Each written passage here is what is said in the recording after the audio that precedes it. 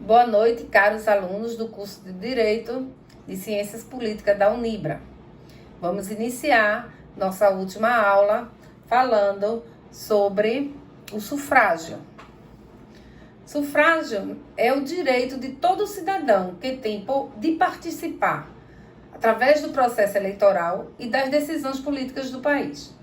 Significa o direito de poder eleger os seus representantes para cargos políticos e também o direito de se candidatar-se e ser eleito para ocupar um cargo. O sufrágio é previsto no artigo 14 da Constituição Federal de 1988. A soberania popular será exercida pelo sufrágio universal e pelo voto direto e secreto, com valor igual para todos.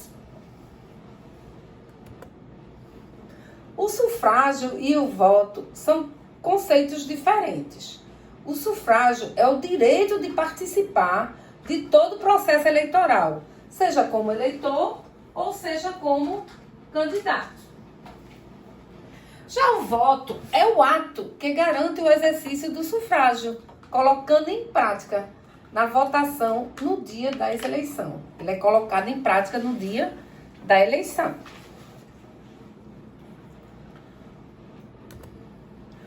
Espécies de sufrágio. O sufrágio ele é universal. É um direito concedido a todas as pessoas que cumprem requisitos básicos, independente de condições econômicas ou intelectuais.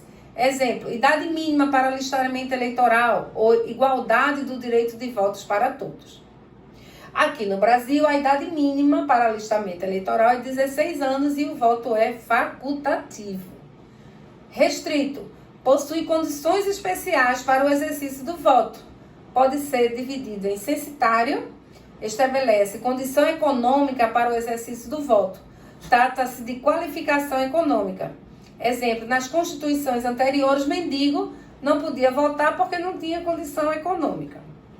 Capacitário, a questão intelectual, ou seja, a pessoa precisava possuir condição intelectual para o exercício do voto. Exemplo, antigamente presumia-se que as mulheres não possuíam condições intelectuais, que era um absurdo, né? Na realidade, nós somos em número muito maiores e somos muito mais inteligentes que os homens. Mas, seguindo adiante, vamos para a questão no artigo 14.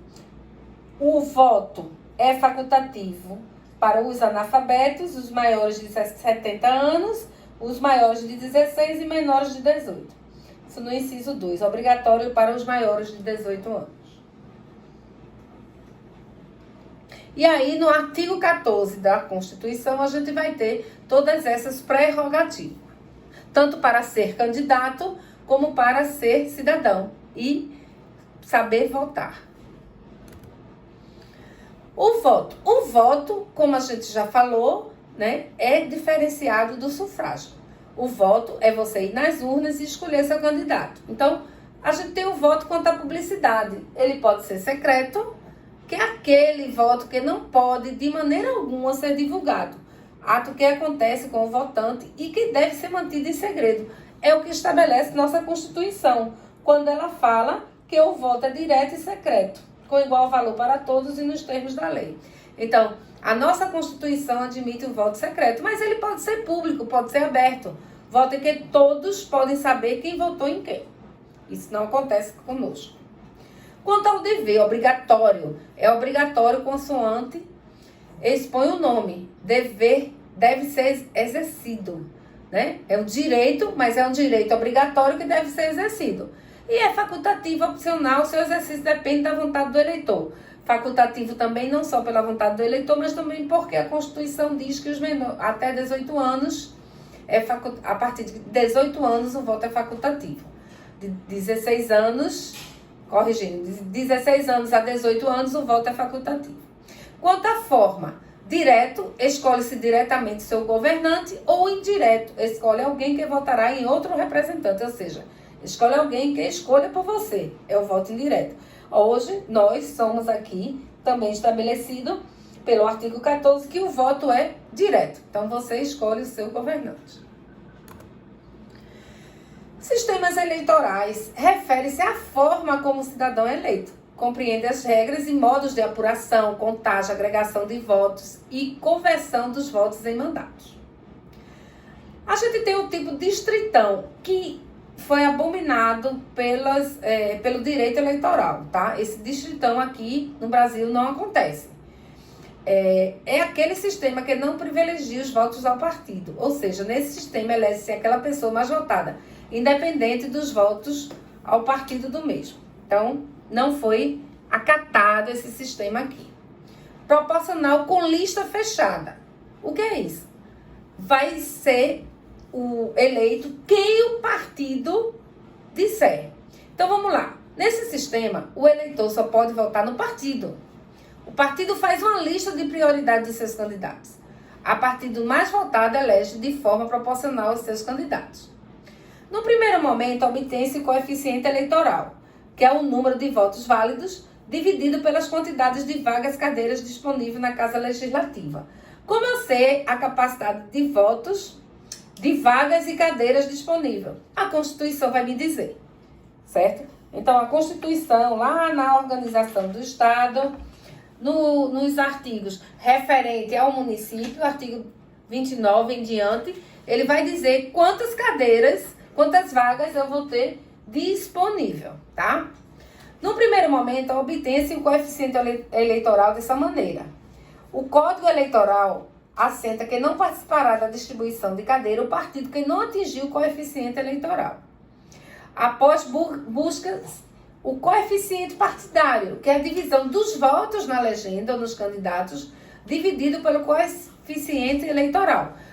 Esse tipo também não é admitido agora com a reestruturação do Código Eleitoral no Brasil, né?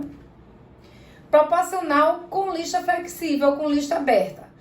Ocorre assim, como ocorre no tópico anterior, tem o coeficiente eleitoral, que é dado daquela maneira, como a gente viu, né? Que é a divisão do número de votos válidos pelo número de cadeiras, e só com uma diferença, exceto pelo fato que a lista não é pré-ordenada, e sim é dada pela maioria dos votos nos candidatos do partido.